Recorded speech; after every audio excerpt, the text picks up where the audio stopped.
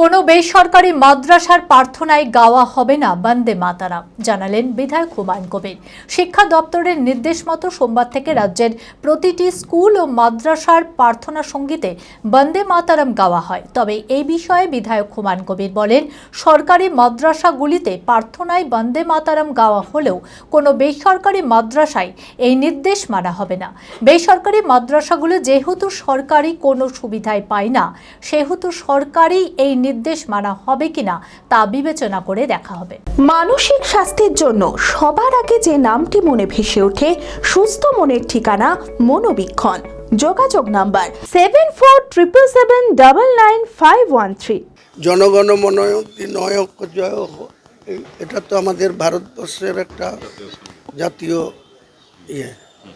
তো এ নিয়ে অত বিতর্কের কিছু না। তবে হ্যাঁ, যে মাদ্রাসাগুলা বলছে, যেটা সরকারি মাদ্রাসায় সেখানে সরকারের যেটা শিক্ষা দপ্তরের নির্দেশ মানবে, কিন্তু যেটা খারিজি মাদ্রাসা, যেটা 10,000 মুসলমানদের মাদ্রাসা, মুসলমানদের কমের টাকায় চলে, সেখানে তো সরকারের এইসব নির্দেশ দেওয়ার কোনো রাইট নাই, কারণ তাদেরকে মিড ডে মিলটাও দেয় না। সেটা মুসলমান সমাজের লোকের চাঁদা দিয়ে তাদের পড়াশোনা করানো হয়, তাদের শিক্ষকদের বেতন দেওয়া হয়, তাদের ছাত্রছাত্রীদের আবাসনের খরচা দেওয়া হয়।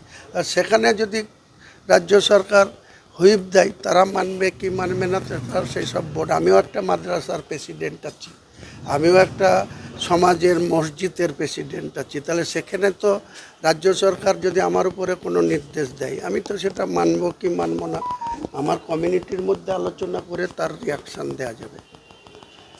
কারণ সরকারের মধ্যে যারা থাকবে, সেটা সরকারের সিদ্ধান্ত, তাদেরকে মান্যতা দিতে হবে। আমি সেখানে তো রাষ্ট্রের বিরুদ্ধে কোনো কথা বলবো না। সরকারের এই যে আপনি বলুন, আমি একটা ব্যাপার নিয়ে কদিন আগে চ্যালেঞ্জ করেছিলাম, এই কুরবানি নিয়ে। আমার বক্তব্য হচ্ছে, এই সরকার 9 তারিখে শপথ নিয়েছে মুখ্যমন্ত্রী, 13 তারিখে বিধানসভার সদস্য হিসেবে উনিও শপথ নিয়েছে, আমিও নিয়েছি। 14 তারিখ 13 তারিখ দুদিনে 293 জনের শপথ হয়েছিল। একজন যেহেতু ফলতার পরে হলো, তাহলে শপথের পরে 15 তারিখে 2 ঘন্টা হাউস চলেছে, সেখানে আমিও বক্তৃতা করেছি, মুখ্যমন্ত্রীও করেছে, বিরোধী দলনেতা শুভনদেব চট্টোপাধ্যায়ও করেছে, তাপস রায়ও করেছে। তো সেখানে তো কোনো আনুষ্ঠানিকভাবে কোনো সিদ্ধান্ত হয়নি, কোনো নতুন করে জিও হয়নি, অথচ এখানে বিভ্রান্ত ছড়াচ্ছিল। 1950 সালে সংবিধান তৈরি হয়েছে, তখনকার একটা গোপালন মানুষ কম করত, কৃষকদের গরুর দরকার ছিল, আবার আমাদের বাচ্চা জন্মাতো, তাদেরও গরুর দুধের দরকার ছিল, তাই তখন 1950 সালে একটা আইন হয়েছিল। সেই আইনটাকে কেন এখানে বিভ্রান্ত করা হচ্ছে? আমার বক্তব্য হচ্ছে, ভারতবর্ষের সরকার যদি মনে করে যে সমস্ত পশু হত্যা নিষিদ্ধ করবে, আমাদের স্বাগত জানাবো। ওয়েস্ট বেঙ্গল গভর্নমেন্ট যদি মনে করে যে গো হত্যা বন্ধ করব, স্বাগত জানাবো। কিন্তু নীতিন গডকরির ছেলে কোটি কোটি টাকার এক্সপোর্ট করবে, ইম্পোর্ট করবে, আর বাংলার মানুষের কাছে উল্টো পাল্টা বার্তা ছড়াবে, এসব মানা হবে না। আগে সেন্ট্রাল গভর্নমেন্ট পশু হত্যার বিরুদ্ধে আইন করুক, অ্যামেন্ডমেন্ট করুক, নতুন করে জিও করুক, আমরা সেই জিওকে সম্মান করব, সরকারি সিদ্ধান্তকে সম্মান করব। চরক স্কয়ার হসপিটাল সুস্থতার একমাত্র ভরসা।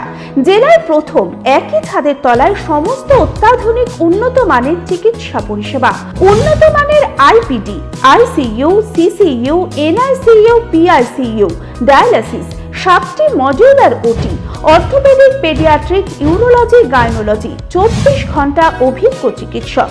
এছাড়াও জেলায় প্রথম ক্যাথল্যাব, সিমেন্স, আর্টিসান এক্স মেশিনের পরিষেবা থাকছে চরক স্কয়ার হসপিটালে। 24 ঘন্টা private blood bank, MRI, CT scan, digital x ray, cath ল্যাবের পরিষেবা। ওপিডিতে বসছেন বিশিষ্ট চিকিৎসকেরা। রয়েছে স্বাস্থ্যসাথী কার্ডে চিকিৎসার সুব্যবস্থা। চরক স্কয়ার হসপিটাল, 79 পঞ্চানন তলা, চালতিয়া, বহরমপুর, মুর্শিদাবাদ।